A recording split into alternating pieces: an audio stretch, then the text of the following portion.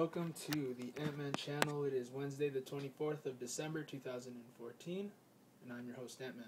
I have an article in front of me from the Christian Post, christianpost.com. Under the column World, it is by Stowen Zamov. He's a Christian Post reporter. Archaeological discovery, synagogue Jesus preached at, discovered in Mary Magdalene's hometown. Let's get into this. There's a picture here of Diogo Morgado portrays Jesus Christ in Mark Burnett and Roma Downey's Bible series, which will premiere on the History Channel on March 3rd.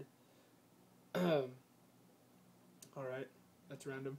Because that was, last year on the 3rd. If you guys remember the Bible series, I liked it. Anyways, Catholic group the Legions of Christ have reportedly uncovered a first-century synagogue in the ancient town of Magdala in Israel, where they say Jesus Christ is likely to have preached to the people. 80% of Jesus' public life was here, Father Eamon Kelly said about northern Israel, according to Haaretz.com, Haaretz.com.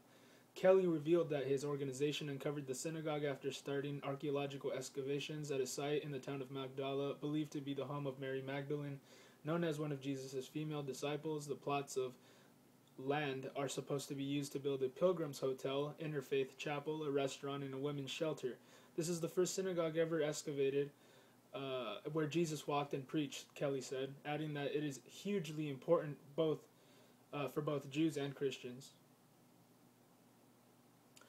Experts have repeatedly agreed that it is highly probable that Jesus would have preached at the Magdala synagogue, which is believed to have been built in year 1 AD after being upgraded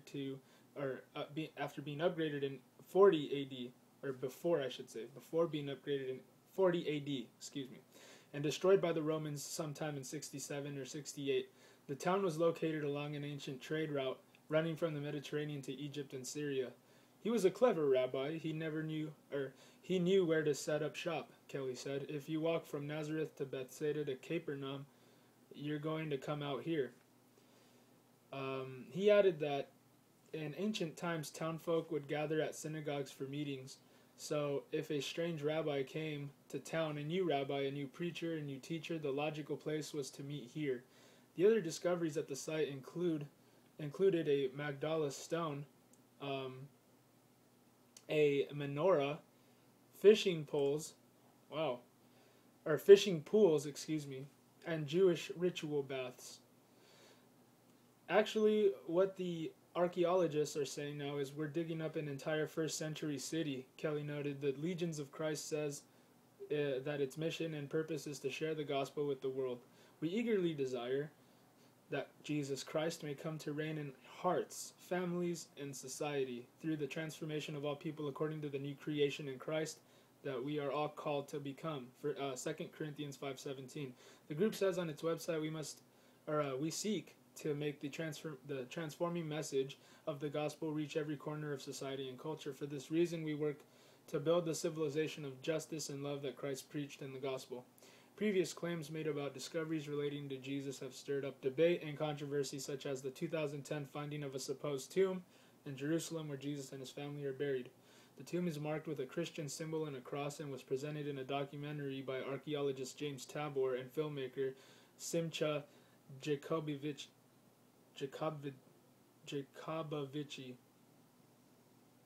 Anyway, though experts largely discredit the legitimacy of the discovery. Who knows? Really.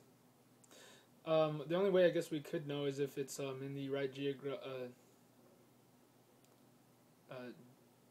in the right place. It's where it's historically supposed to be. Where it would be. I'm not really sure, but they're the archaeologists, and they say that it's a first century town. Pretty interesting. Not anything new.